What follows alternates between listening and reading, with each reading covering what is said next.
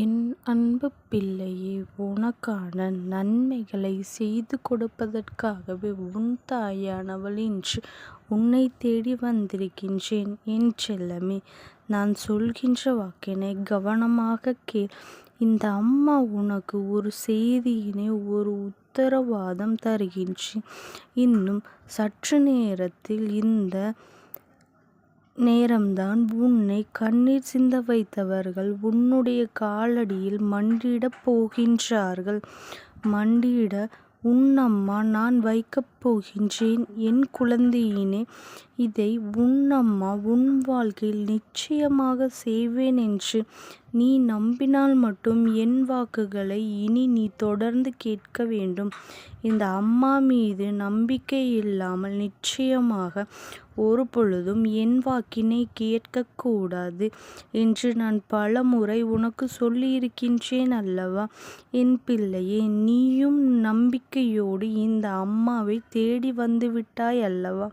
உன் கண்ணீரை சிந்த வைத்தவர்கள் அங்கே சந்தோஷமாக மனமகிழ்ச்சியோடு இருந்து கொண்டிருக்கின்றார்கள். இதை பார்க்கும் பொழுதெல்லாம் என் பிள்ளைக்கு தெய்வத்தின் மீது இருந்த நம்பிக்கையே போய்விட்டது.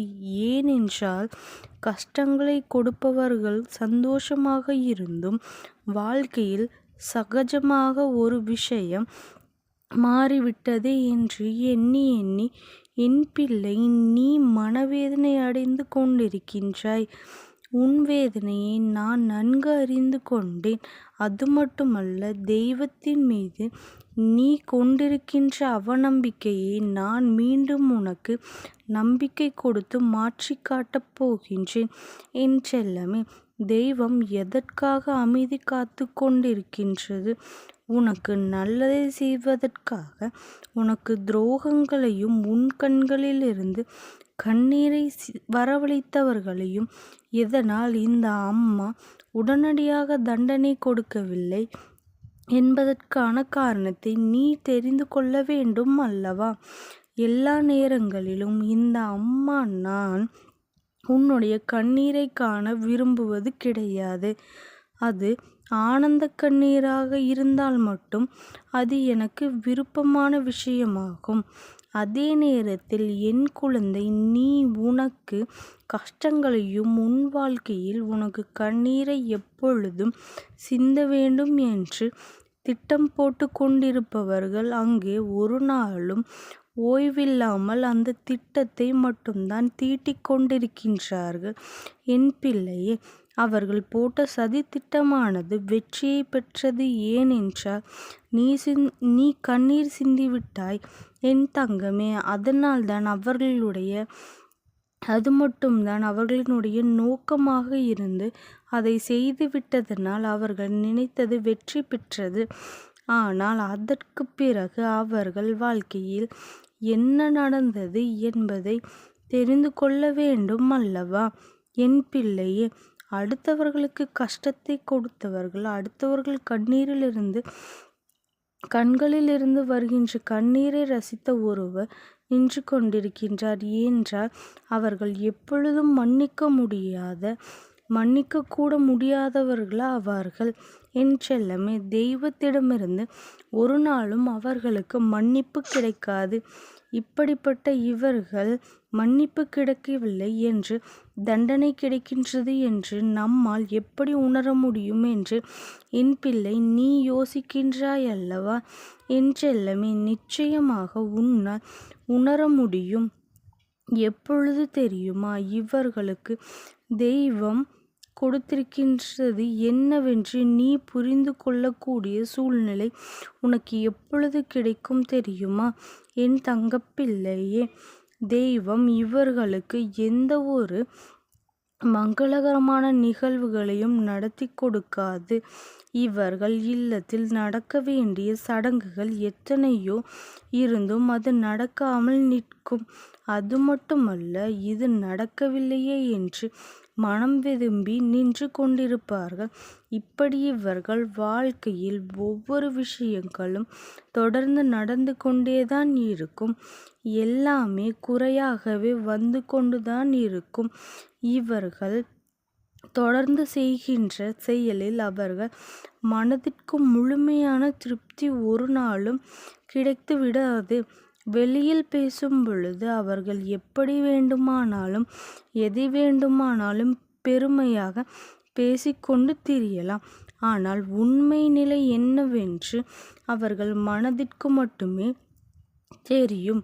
என் தங்க குழந்தையே, அதுதான் செய்த தவறுக்கு தான் ஒருவரை கண்ணீர் சிந்த வைத்ததற்கும் தண்டனை கிடைத்திருக்கின்றது என்பதை அவர்கள் நிச்சயமாக புரிந்து கொள்வார்கள். என் பிள்ளையே, நீ முதலில் தெளிவாக புரிந்து கொள்ள வேண்டும். தெய்வம் யாருக்கும் ஆசிகளை அவ்வளவு எளிதாக வழங்குவது அல்ல.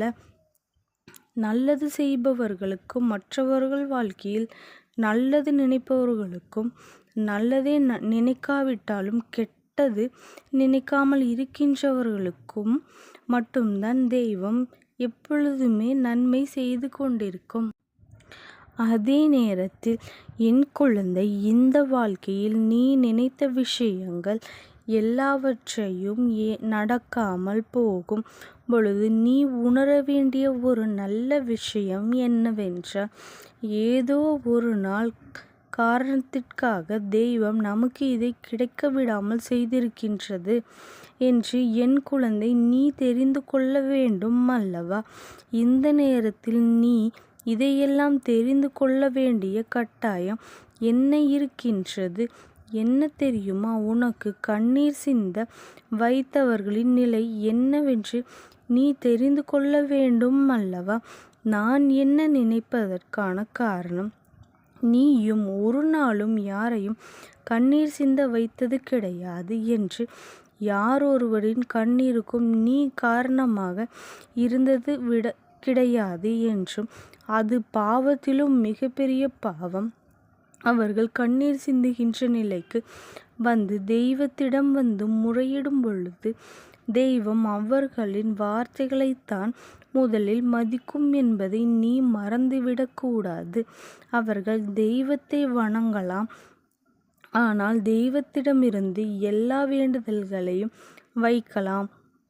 தெய்வம் அவர்களை ஒரு நாளும் கண்ணெடுத்து பார்க்கவில்லை என்பதுதான் இது போன்ற செய்பவர்களுக்கு கிடைக்கின்ற தண்டனையாகும். மிகப்பெரிய தண்டனை என்பதனை நீ புரிந்து கொள்ள வேண்டும் அல்லவா? அவர்கள் வெளியில் பேச்சுக்கு என்ன வேண்டுமானாலும் சொல்லிவிட்டு தெரியலாம். எப்படி எல்லாமோ தன் வாழ்க்கையை மாறிவிடும் என்று சொல்லலாம். தெய்வம் அவர்களுக்கு உறுதுணையாக இருப்பதாகவும் சொல்லலாம், வெளிக்காட்டலாம். ஆனால் உண்மை நிலை அவர்கள் குடும்பத்தில் ஏற்படுகின்ற ஒரு பிரச்சனைகள் என்று எல்லாமே அதனை வெளிக்காட்டிவிடும். இனிமேல் இவர்களினுடைய வாழ்க்கையை நான் பார்த்து கொள்கின்றேன். இனி இவர்கள் வாழ்க்கையில் வரவே கூடாது என்பதுதான் என்னுடைய முடிவு. அடுத்தவர்களின் கண்ணீரை கண்டு ரசிப்பவன் இந்த உலகத்திலேயே இரக்கமற்றவன். அப்பேற்பட்ட ஒரு காரியத்தை செய்வதற்கு தண்டனை பலமாக இருக்க வேண்டும் என்று நான் உன்னிடத்திலே இதை கொடுத்துவிட்டால் நடந்த கஷ்டங்கள் எல்லாம் நீ மறந்துவிட்டு ஒன்றும் தெரியாதது போல அந்த உறவை நீ தொடர்ந்து கொண்டிருப்பாய் அல்லவா? அது நடந்துவிடக்கூடாது. அதனால் எப்பொழுதுமே எந்த விஷயம் சரியாக நடக்க வேண்டும் என்பதை நீ தெளிவாக புரிந்து கொள்ள வேண்டும். அதன்படி நடந்து கொள்ள வேண்டும்.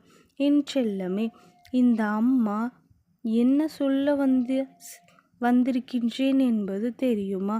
மிக முக்கியமான விஷயம் அது ஒன்றுதான். உன் கண்ணீரை சிந்த வைத்தவர்களை, உன் கண்ணீரை கண்டு ரசித்தவர்கள் எப்பொழுதும் நீ கண்ணீரை சிந்திக்கொண்டே இருக்க வேண்டும் என்று நினைப்பவர்கள் இவர்கள் முன்னிலையில் எல்லாம் நீ என் பிள்ளை வாழ்ந்து காட்டப் போகின்றாய். அதற்கு உன் அம்மா நான் இப்பொழுது துணையாக நிற்கப் போகின்றேன். நீ எதை நினைத்தும் கவலைப்படாதே, சந்தோஷமாக இரு. இந்த தாயானவளினுடைய அன்பும் ஆசீர்வாதம் உனக்கு என்றைக்கும் முழுமையாக கிடைத்து கொண்டே இருக்கும். ஓம் சக்தி போற்றி. ஓம் ஆதி பராசக்தி போற்றி போற்றி.